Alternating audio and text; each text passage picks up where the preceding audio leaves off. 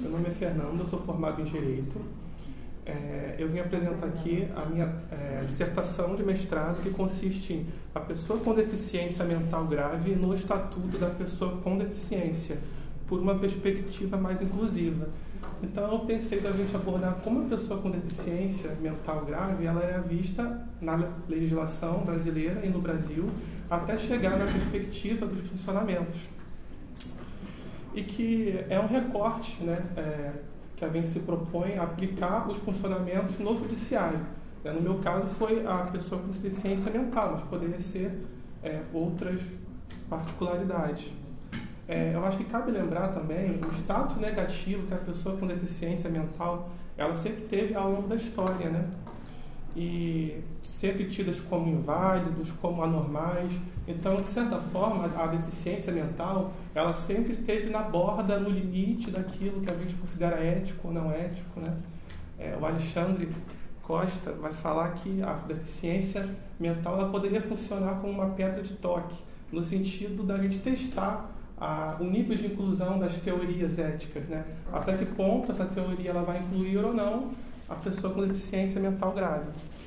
E no Brasil, a gente teve um exemplo assim, muito emblemático disso, que é o Hospital Colônia de Barbacena, que é onde ficou conhecido como Cidade dos Loucos, né? Que era um hospital psiquiátrico que existia e que, enfim, recebiam toda forma de doenças tidas para a época, como mulheres ditas histéricas, homossexuais, esquizofrênicos e até as pessoas normais mesmo que estavam lá por alguma incoerência social, né? Teve até um caso de um rapaz que ele era mudo, né? Só que ninguém perguntou se ele sabia falar ou não. Então ele ficou em Barbacena exatamente porque não sabia se comunicar. Então era tido como louco também, como anormal, né? E isso vem afirmar esse modelo biomédico, o modelo médico que existe na sociedade, na qual a pessoa com deficiência mental, no caso, ela é uma incógnita para o nosso modelo atual. Então, ele também é chamado como modelo reabilitacional. Por quê? Porque eu quero consertar a pessoa com deficiência para a sociedade. Então, a pessoa com deficiência mental ela não teria um valor próprio. O valor dela é medido em comparação com o modelo de normalidade normal. E esse problema que a gente vê no modelo biomédico é que a pessoa com deficiência, o problema é dela, individualmente, né? Em se tratando assim de direitos internacionais, o direito da pessoa com deficiência, ele vai ser conhecido como direitos tardios da pessoa com deficiência. Então, quando surgiu a Declaração Universal de Direitos Humanos, em 1948, esse grupo não era contemplado, né? Ele só foi objeto de atribuição moral, digamos assim, com a Convenção Internacional das Nações Unidas sobre os Direitos da Pessoa com Deficiência, que foi em 2006.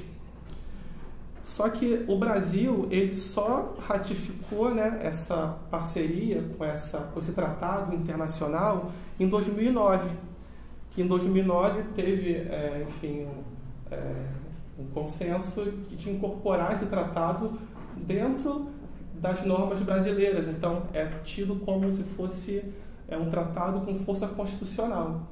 Só que tinha um problema, por quê? Porque era um tratado internacional, então ele não tinha eficácia prática, porque não tinha nenhuma lei regulamentando esses direitos que a Convenção vinha estipulando. Então, só em 2015 que foi, né, pelo Congresso, aprovado a Lei de Inclusão da Pessoa com Deficiência, ou o Estatuto da Pessoa com Deficiência, que aí sim, esse estatuto ele veio dar legitimidade a essa convenção. Copiou muita coisa da convenção, mas também veio estipulando aí coisas novas. E, principalmente, esse estatuto da pessoa com deficiência, ele veio romper com esse modelo biomédico, dito reabilitacional, que as legislações anteriores previam. Então, o estatuto ele veio inaugurando o modelo social da deficiência, que é o quê? Você inverte o que era no modelo biomédico. Então, hoje, para o estatuto, a sociedade é que deve receber a pessoa com deficiência, não o contrário. Então, Se no modelo biomédico, né, a pessoa com deficiência não teria valor, no modelo social esse valor é levado à sua autonomia, e algumas linhas até do modelo social entendem que a pessoa com deficiência mental ela é plena, que ela não precisa, inclusive, de aparatos, de medicalização. Então, muito do modelo social ele vai defender uma não medicalização da vida, né? No sentido que a pessoa com deficiência mental ela é uma pessoa normal, né? Normal entre aspas. Então, ela não precisaria ser utilizada do aparato, porque é o social que deve se adaptar para poder receber essa pessoa com deficiência, né? E aí, quando eu falo de legislação, por exemplo, a primeira legislação que a gente teve foi o Código Civil de 1910. A primeira não, né? Aqui ficou estereotipado a pessoa com deficiência como louco, né? Eu trouxe só o artigo 5 desse Código Civil de 16, que ele fala que são absolutamente incapazes de exercer pessoalmente os atos da vida civil os menores de 16 anos, né?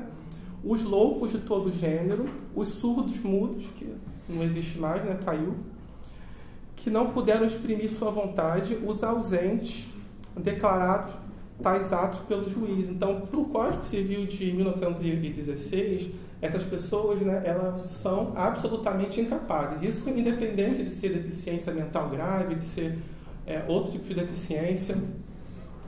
E para o Código Civil de 2002, melhorou um pouquinho, mas ainda ficou essa marca, que ele entende que por enfermidade ou deficiência mental não tiverem o necessário discernimento para a prática desses atos.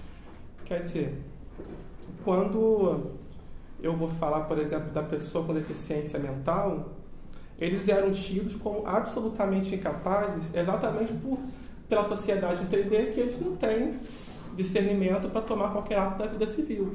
Então, na prática, o que acontecia? Essa pessoa ela tinha um curador, e a esse curador era dado como se fosse uma carta em branco, né, para poder substituir a vontade da pessoa com deficiência. Então, o que acontecia na prática era uma transgressão muito forte com essas pessoas. Por exemplo, algumas eram submetidas à esterilização forçada, você não levava em conta a voz da pessoa com deficiência em momento algum. Então, essa é uma das consequências dessa medicalização. E agora, como é que está o Código Civil, né? Hoje em dia, a regra é que toda pessoa com deficiência mental ela é absolutamente capaz. Então, você inverteu a lógica.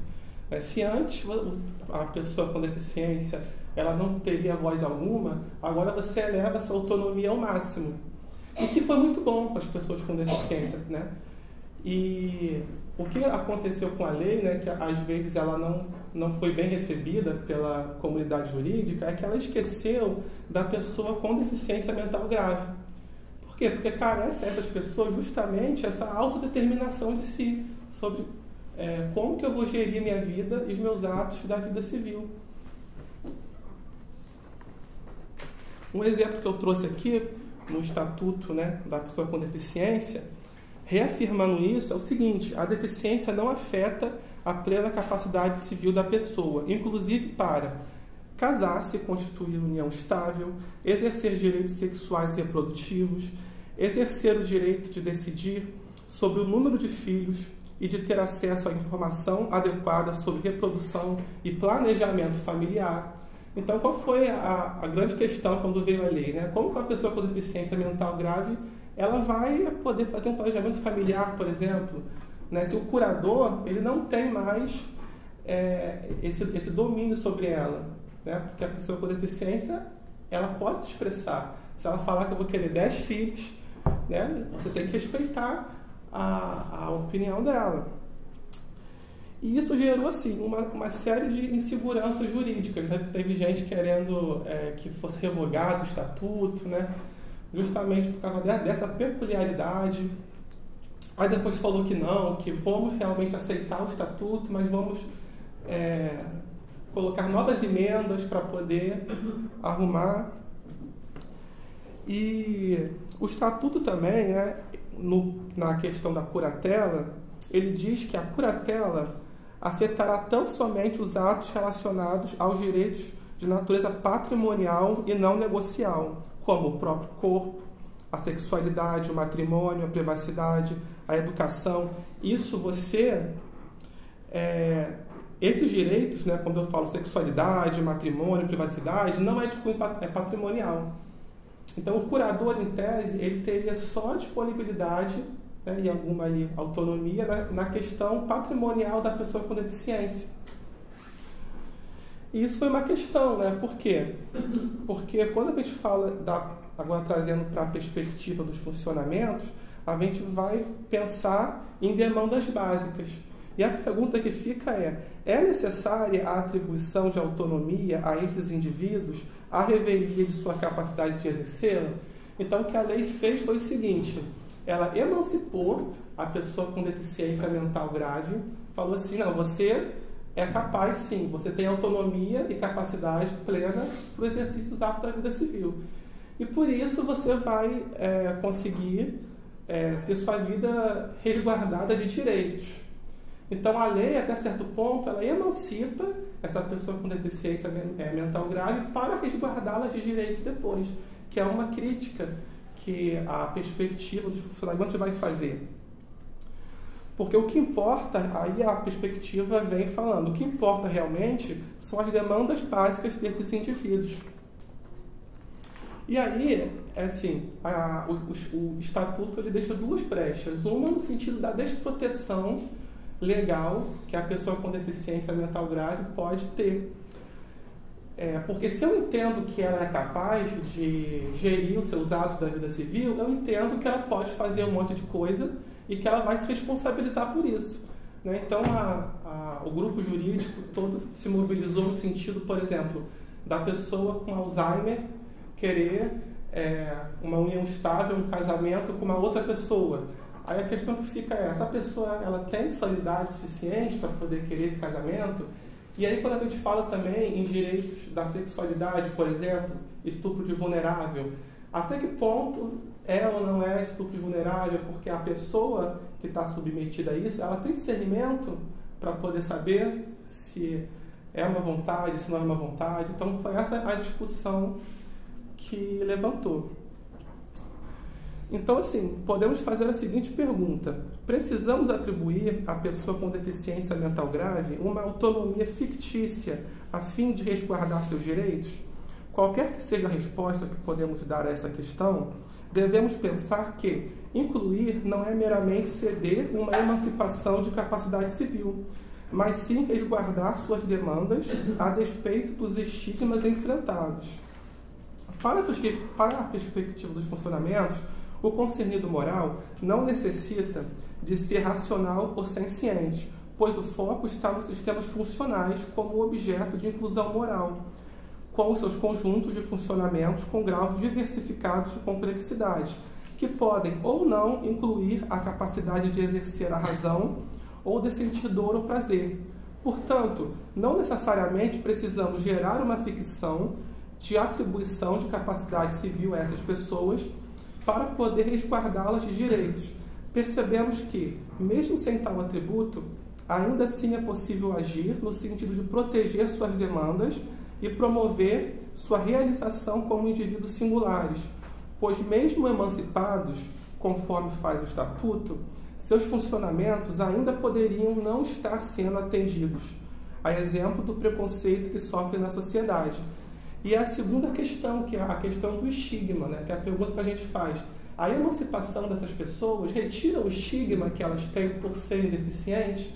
Porque se eu falo que, se eu atribuo racionalidade, se eu atribuo razão, até que ponto eu não estou comparando essa pessoa com deficiência aos critérios de normalidade, que são racionalidade, enfim, que aí vem toda a crítica a esse sistema de razão, né? E a proposta assim, que a gente traz é uma proposta de aplicação singular na figura do juiz, aonde o juiz poderia se perguntar quais demandas básicas das pessoas com deficiências mentais graves. E, claro, particularizando ali o sujeito, né?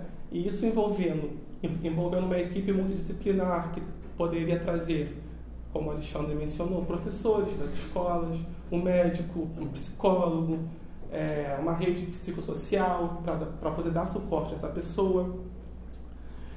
E então, assim, a dificuldade que isso poderia trazer é o acesso ao judiciário, porque à medida que a lei vai generalizar, essas pessoas, né, com deficiência mental grave, elas precisariam acessar o judiciário para poder obter esses direitos, para poder resguardar seus direitos. E outra pergunta que a gente faz é: nosso sistema judiciário está preparado para isso? Porque a gente vê ao contrário, são as pessoas ditas normais não conseguirem acessar. Então, quiçá as pessoas com deficiência mental grave, que têm um acesso aí, diferenciado, né? Então, assim, apesar do Estatuto presumir todos autônomos, excluindo os menores de 16 anos, a pessoa com deficiência mental grave teria sim a possibilidade de proteção caso haja abusos decorrentes de sua emancipação pelo judiciário. Nesse sentido, percebemos que a perspectiva dos funcionamentos adota um olhar moral mais inclusivo em relação às demandas das pessoas com deficiência mental grave e que pode se complementar à aplicação do Estatuto na individualização da norma pelo Judiciário. Pronto, eu não vou